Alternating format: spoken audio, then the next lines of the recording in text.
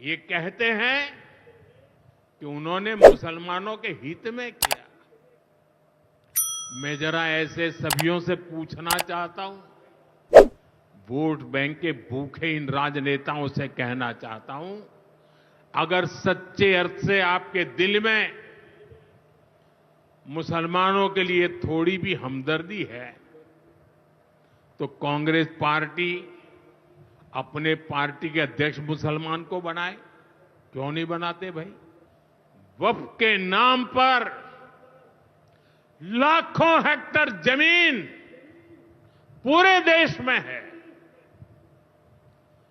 इस जमीन, इस प्रॉपर्टी से गरीब का, बेसहारा महिलाओं बच्चों का भला होना चाहिए था। और आज ईमानदारी से उसका उपयोग हुआ होता तो मेरे मुसलमान नौजवानों को साइकिल के पंक्चर बना करके जिंदगी नहीं गुजारनी पड़ती। दरअसल प्रधानमंत्री जी जिस पद पर बैठे हैं वो कभी कभी भूल जाते हैं उसकी गरिमा क्या है। वो ऐसी भाषा का इस्तेमाल कर रहे हैं जो बिल्कुल जो सोशल मीडिया का ट्रोल इस्तेमाल करता है, पंचर बनाते हैं। ये कौन सी भाषा है? ये प्रधानमंत्री को शोभा नहीं देती, पहली बात। दूसरी बात, आपने पिछले 10 साल में, 11 साल में इस देश के युवाओं को इस स्थिति में ला दिया है कि उनके पास पंचर बनाने के अलावा, और पकौड़ा तलने की सलाह तो प्रधानमंत्री ने खुद दी थी, तो आपने इस देश के युवाओं को रोजगार के लायक तो छोड़ा नहीं है। यही एक रोजगार बचा है, या तो वो पकौड़ा तलें या तो वो पंचर बनाए। प्रधानमंत्री जी, मुसलमान सिर्फ पंचर नहीं बनाता है। मैं गिनाना शुरू करूंगा तो बहुत सारी चीजें ऐसी हैं कि मैं गिनाऊंगा कि मुसलमानों ने क्या क्या बनाया है, लेकिन ये समय वो समय नहीं है कि मैं ये चीजें गिनाऊं और आप तंज करें।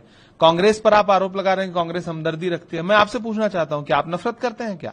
आप अपने देश के ही एक नागरिक समूह से नफरत करते हैं क्या? अगर आप नफरत ना कर रहे होते तो आपने मुख्तार अब्बास नकवी को, शहनवाज हुसैन को, एमजे अकबर को, जफर इस्लाम को, सबको डस्टबिन में क्यों डाल दिया है? इसका मतलब आप नफरत करते हैं। आप वक्फ बिल ला करके आज कह रहे हैं कि मुसलमानों का भला करना चाहते हैं, पसमानदा मुसलमानों का।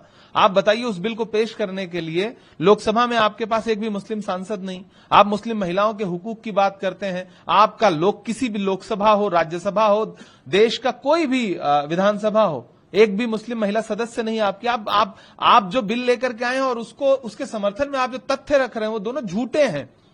गृहमंत्री जी ने देश की संसद में खड़े होकर के 123 प्रॉपर्टीज को लेकर के झूठ बोला है।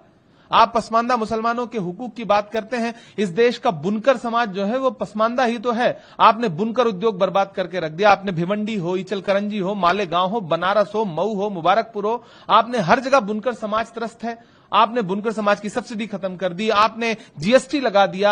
आपके संसदीय क्षेत्र बनारस में बुनकर समाज ईंट भट्टे पर काम करने के लिए मजबूर है। यह पसमानदा समाज के साथ आपने व्यवहार किया है। इस देश में पिछले 10 साल में मॉब लिंचिंग के शिकार जितने लोग हैं, मैं गिनाना शुरू करूं तो अखलाक से लेकर के, पहलू से लेकर के और तबरेज अंसारी तक सब पसमानदा समाज के ही तो लोग हैं।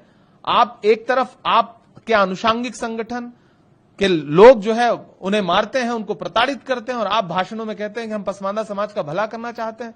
तबरेज अंसारी और अलीमुद्दीन के जो हत्यारे थे, लिंचिंग करने वाले लोग थे, उनको आपके केंद्रीय मंत्री ने माला पहनाई थी जेल से छूटने के बाद।